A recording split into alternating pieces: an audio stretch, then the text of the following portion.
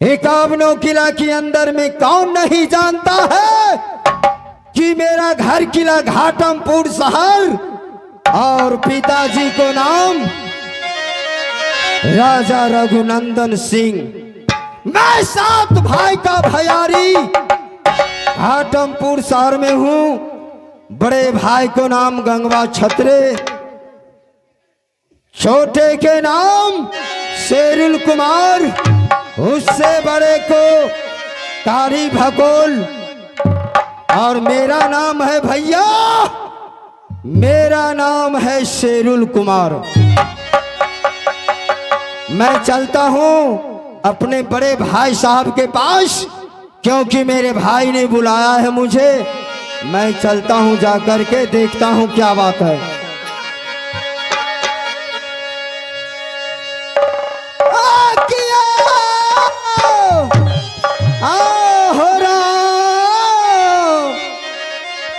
राम जे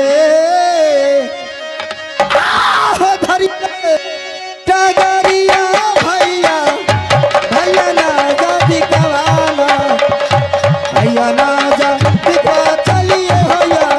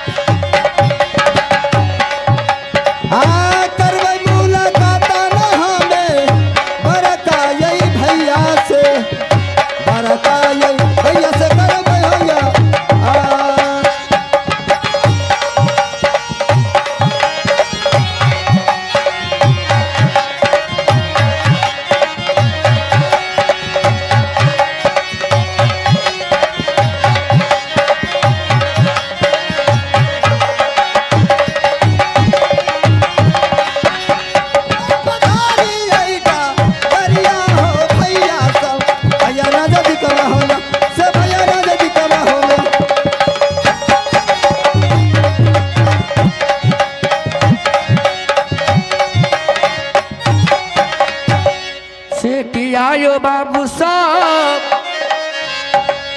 आओ यहाँ में जाओ, बोचा ला लो या भैया सब,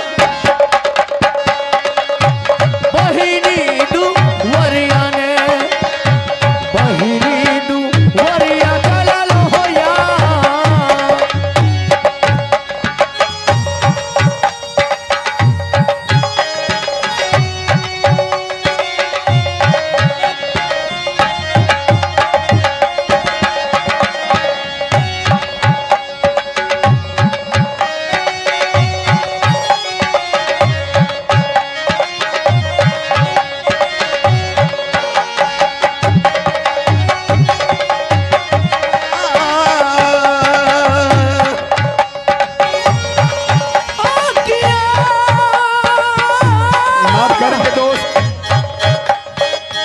मैं 20 बरस के बाद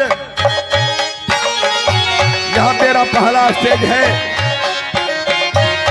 अपनों के सामने चढ़ा हूं, अपना बालक समझ करके मुझे क्षमा कर देना।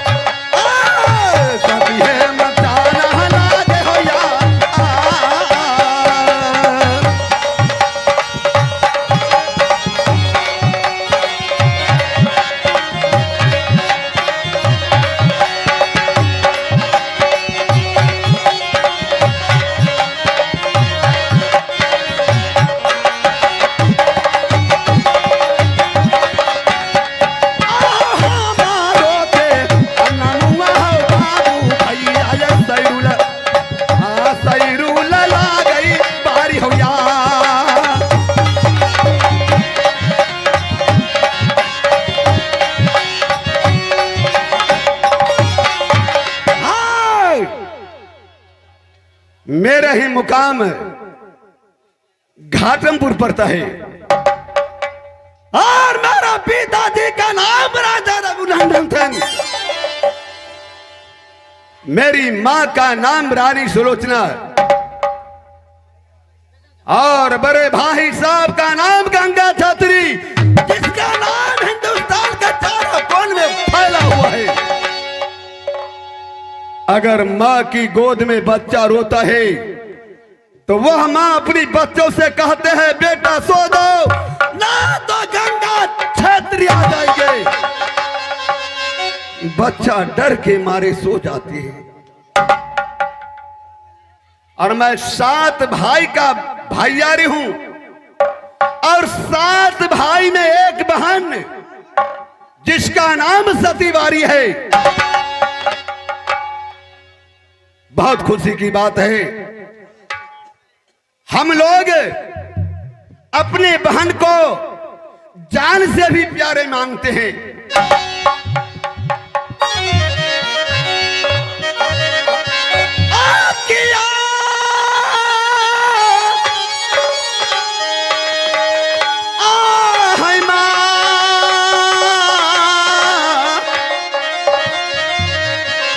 माता जी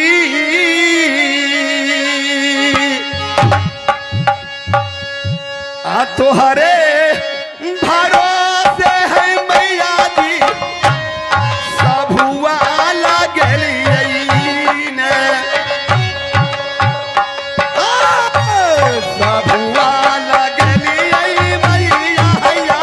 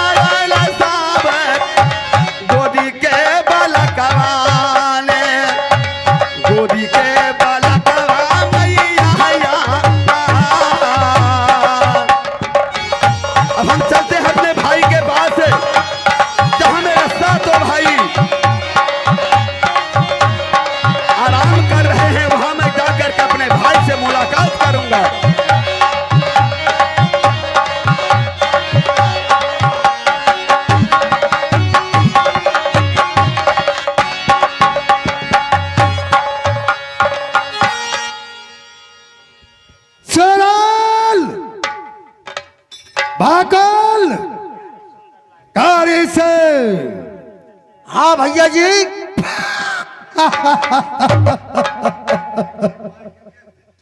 शरोल आशीर्वाद है मेरा भाई, सुनाओ ऐसे रहते हो? बस भैया आपका आशीर्वाद है, मैं बिल्कुल ठीक। हेलो किया रही पा हमारे भाई बाबा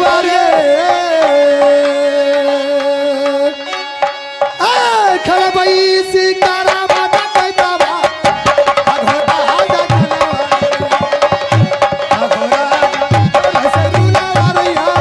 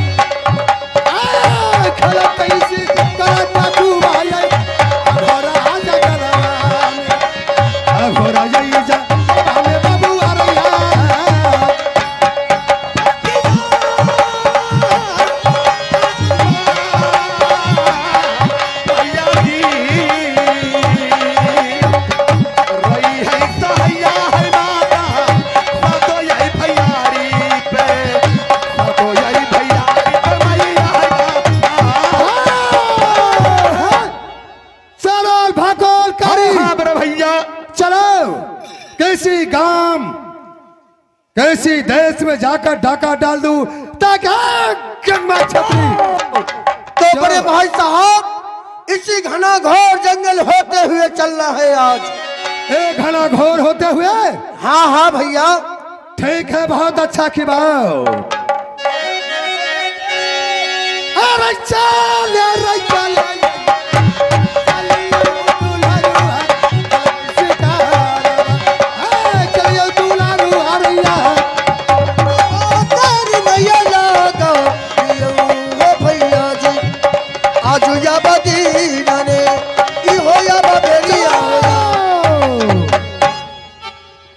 चलिए चलिए।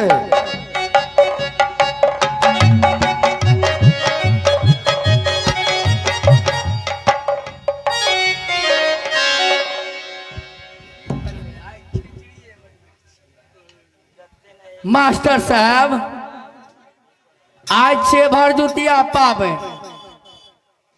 पाकबो करे छी आ भाई और बहन के पर्व छे बुझलिए से आइ हम अपना बहन के द्वार पर फाड़ लगे जाए छिए। आइ हम हमर बहन के नौरा में रहे छे ना तोरा किया भग भगा के लागे छोड़ तोरा गाँव में कोई नहीं रहे आइ फाड़ लगे जाए छिए। आज तो बुझ पड़े छे हमर बहन जे छे ना जखने जबे देखते हैं हमरा जो झोरा में पूरी यार तो हमर बहन तो खुश भ जेते से धैर्य छे बहन के दुआ। हेलो, लीजिए श्रीमान, आप हैं सुधीर चौपाल जी। सुधीर चौपाल जी आज हमारे उपेंद्र जी को पार्ट पे खुश होकर 151 रुपया से पुरस्कार भेजे हैं। पार्टी की ओर से धन्यवाद। से किया यो बाबू सा यहाँ में जा वो चल लो हम भैया जी बहिनी दुवरिया ने बहिनी